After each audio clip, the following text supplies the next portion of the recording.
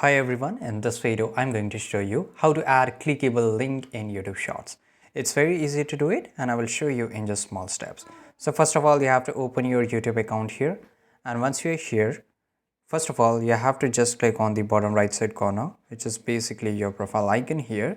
And once you're here, you can see that, let's say I will just go and select first of all a link of a video. So I will just click on share and I will just copy the link. So I have copied the link. Now I will just go to my videos here. For example, I will go and select my channel videos, and here let's say that I want to put a link on this short, right? So this is a short which is uploaded in my video, right? So I will just go back here for now and I will click on the three dots which is on the top right, and here you will get this option of edit.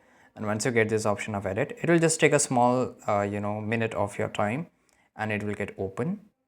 So here I am, and on the first option you will get the description. So just click on description. Now here you can just paste the link of your whatever the link you want to paste over your YouTube Shorts. So here I can just type your link and dash, so people will identify in a more easy way. And I will go back and I will click on save.